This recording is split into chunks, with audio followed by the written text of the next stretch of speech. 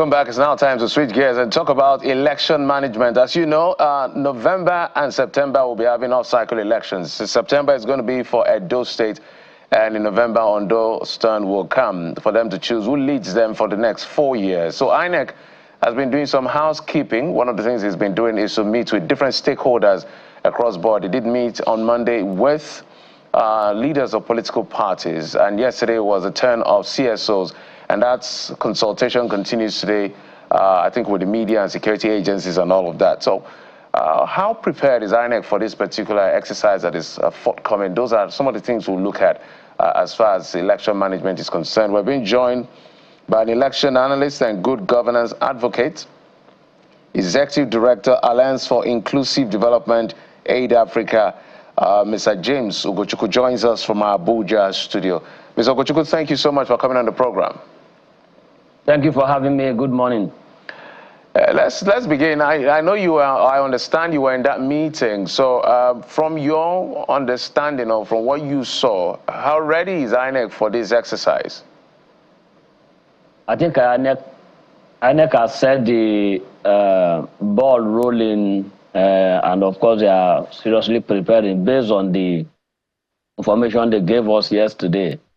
The first thing they started all this while is to ensure that they make preparation towards the continuous voter registration, of which that exercise is going to commence from the 27th of May, which is this month, and it will last till the 5th of June this month.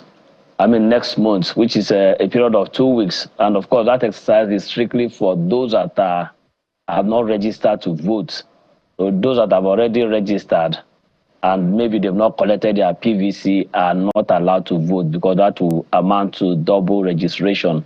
And of course, this exercise will also be combined with the collection of uncollected PVCs by prospective voters. So those exercises are going to commence in a couple of days from now. And of course, INEC also said that they are going to commence the training of adult staff that are going to carry out this continuous voter registration across the 2 states. And of course, they are looking at 397 adult staff that are going to train to commence this voter registration process. And this voter registration, INEC has taken a cue from the recommendation of the CSOs all this while, because previously, you know, when they want to do this registration, they do it at a local government level. And we as civil society have recommended to INEC that they should take this thing closer to the people, if possible, up to the polling unit. But INEC this time around brought it down to the ward level. So the registration is going to be happening across the wards in both Edo and Ondo State during this exercise. So the essence of that is to ensure that this exercise is closer to the people, and of course people can walk in within their ward registration center and make their registration. And in addition to that, there's going to be publication of list of uncollected PVCs, so that those that have not collected their PVC will not be in doubt whether it's ready or not. Those that are ready are going to be published. And of course, these people can go to their various wards and collect their PVC. So I think these are the preparation they are put in place. And of course, they had meeting with the political parties on Monday, as you rightly said. And this is urging them to actually ensure that they upload the details of their party agents before the 20th of May by 6 p.m. when the portal will be shut down. You know, political parties, they have this last minute rush that they used to carry out. So I think they have that meeting with them so that they'll be able to have all the names of all the political party agents that is be representing different political parties during the election ready in the portal, so that INEC will be able to print these details and their cards on time. And of course, on the part of the civil society, the INEC is going to make the portals very, open soon, so that civil society organizations can, upload their details and apply to be an accredited observers during the election. Okay, let's backtrack a bit because the conduct of election is really dependent on the people. Yes, there's election management, but there's also the people who will go out to vote. I mean, I'm not even talking about the people who are being voted for. They are a constant. Election management is a constant, but the people is what we see fluctuate from time in terms of their coming out to vote, the turnout, and their trust in the process. So let's backtrack a bit because it looks like there's still a lot of baggage hanging in the air around INEC. In fact, a lot of people seeing INEC will be like, oh, where has INEC been? You know, we know what happened last year. Maybe INEC is saying, can we just move on from this? But for a lot of people, it's still etched in their memories. It's still something that defines the way they see INEC. So as CSOs, when INEC was lobbying you, because that's how INEC media reported that INEC lobbied CSOs to help out, to get awareness out there and the rest. Did you give INEC feedback from the people, or have you been getting feedback from the people as to how they view INEC right now, how they are approaching INEC? Is that something that also came up in that meeting? Well, when it comes to how people perceive INEC vis-a-vis the electoral system in Nigeria, I will tell you for free, and of course without holding brief for INEC, that it takes a lot of different stakeholders to make election to be successful or otherwise. Yes, INEC have their own axe to grind, and of course the responsibility that are saddled on them to perform, of which we as civil society, the work we do is to critique what they do, and of course point out where they did well, and of course point out where they did wrong, and of course make a recommendation. Yes, people are losing faith in INEC, and of course we need to look at it very well.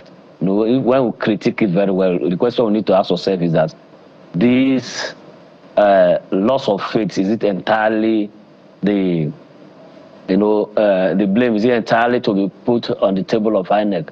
The answer is yes and no. Yes, in the sense that INEC at times have these challenges of not having their logistics well planned out before the election. Or at times they may have their logistics well planned out, but some people in the value chain sabotage their efforts. For instance, now, INEC may make all the preparation for this particular Ondo and Edo election. For instance, now they will pay the NURTW and ask them to, okay, 7 a.m. turn up so that I can take materials to the polling unit.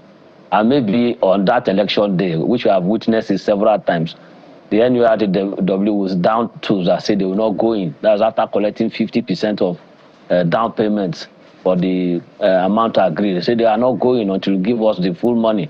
Then that's when INEC could be running up and down to ensure that these people move materials to the polling unit. And when this is happening, it's already affecting the election exercise, because if material didn't arrive on time, it will affect the accreditation and voting and collection, which will dovetail into the night.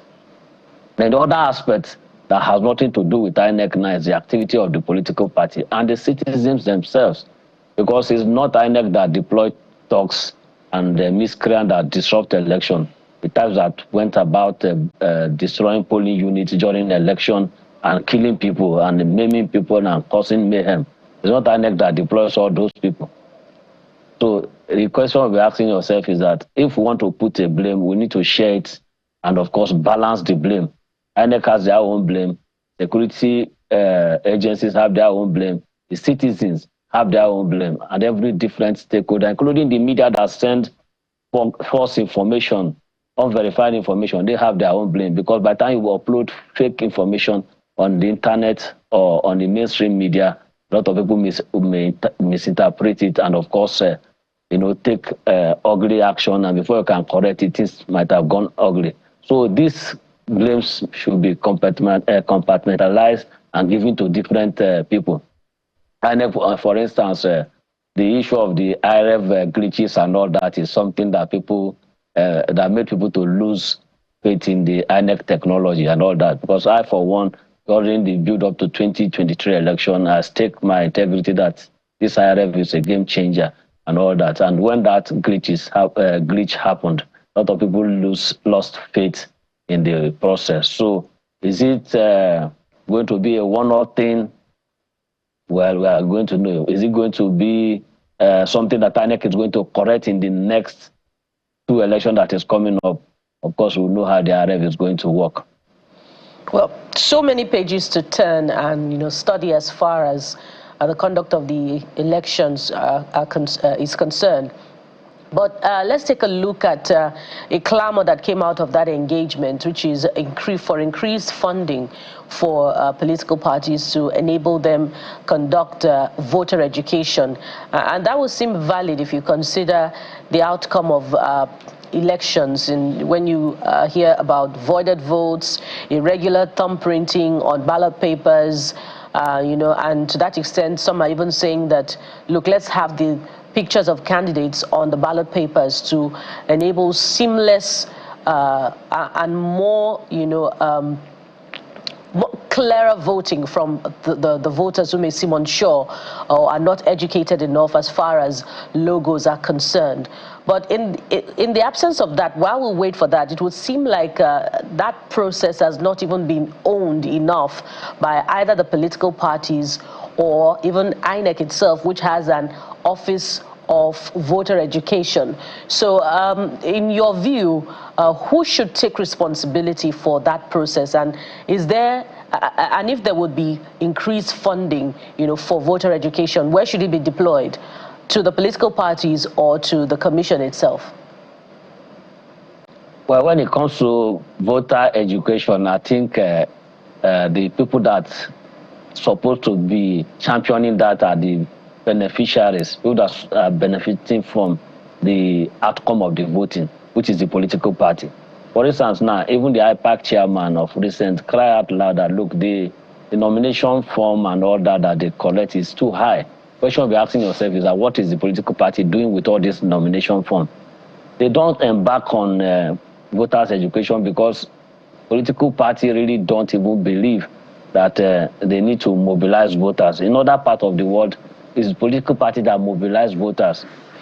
Political parties go as far as even conducting mock election, so that they use that opportunity to campaign, to show the people how to thumbprint right and all that. And of course, by the time they do this, they're able to have statistics of the level of voter education or voting awareness or voting capability of the populace. So that's how it's being done in other parts of the world. So for me, political parties, they have enough money to fund voter education. In fact, they should have a voter education department in their different secretariats, which duty should be to go about different parts of the country, or as the case may be in this kind of election, go ahead and mobilize people and tell them how to vote, how to thumbprint and everything. Even a big plus to them if they do that. So with all the money political parties are collecting, I don't think they deserve any fund from anywhere. For INEC, of course, can be given some fund, but INEC themselves are even overburdened. The job of election management is not a key play. As we speak now, the INEC will not be resting till after the Ondo election, which is the last one for the year. And of course, there are still other by-elections that are standing by, both federal constituency and at state level. So these are things that are taking up INEC time.